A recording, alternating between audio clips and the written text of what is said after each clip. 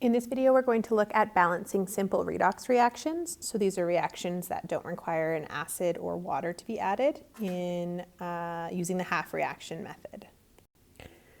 We're going to look at the example of iron solid reacting with gold 3+ to produce gold solid and iron 2+. So we're going to balance this overall reaction by first breaking this into two half reactions. We're going to group like species. So gold 3+ and gold will be in the same half reaction, and iron 2+ will be in the other half reaction.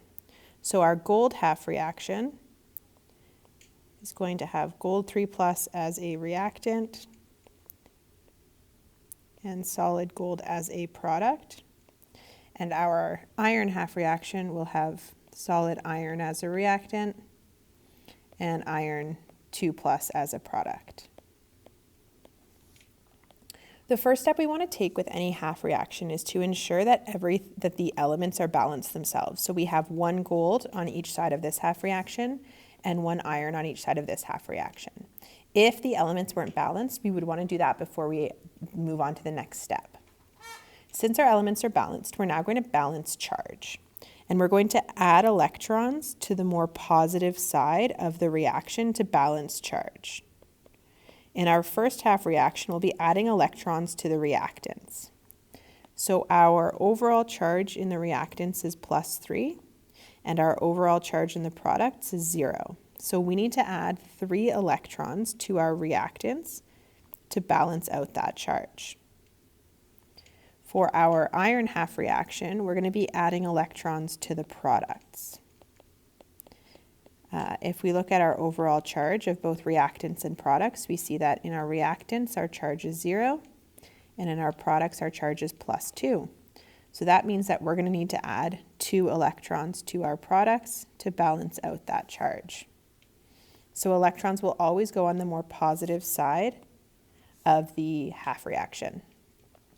By adding electrons, we can see that the gold half reaction is a reduction half reaction because we are gaining electrons. And we can see that our iron half reaction is an oxidation half reaction because we are losing electrons. Now, to balance the overall reaction, we need to balance the electrons against each other because the number of electrons gained must equal the number of electrons lost.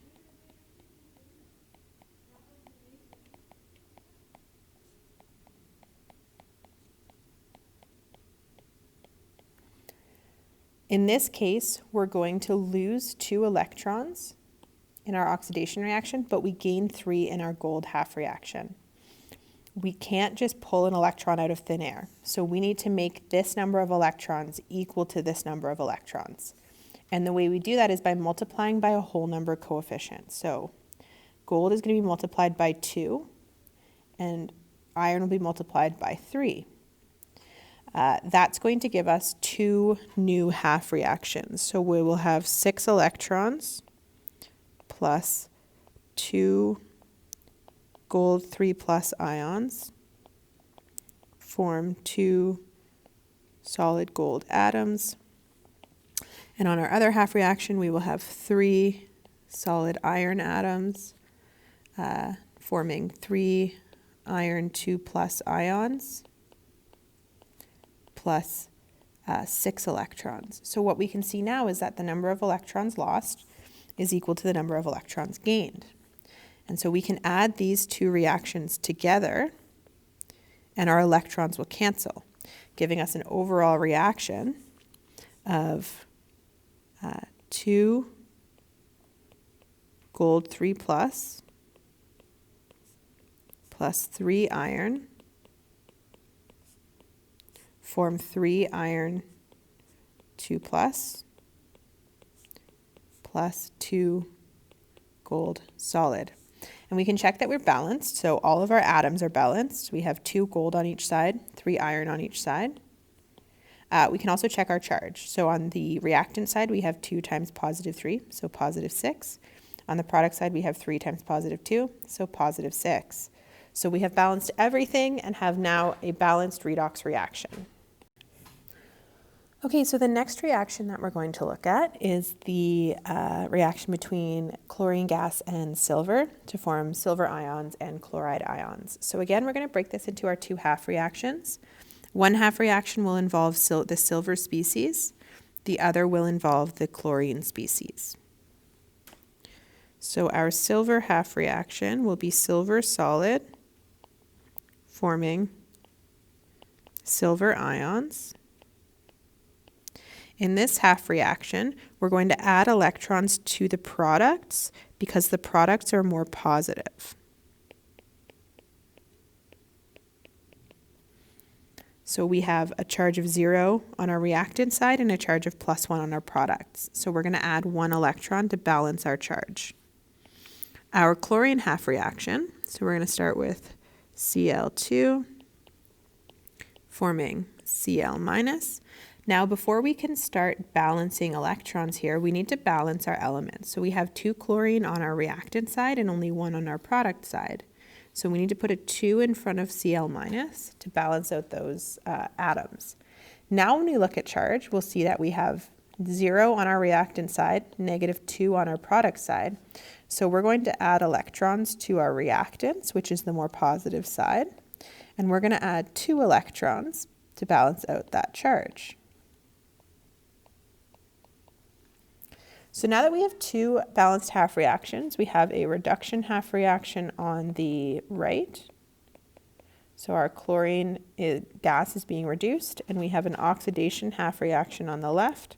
Our silver atom is being oxidized. We're going to balance these against each other by balancing the electrons. So we need to make sure that the number of electrons lost is equal to the number of electrons gained.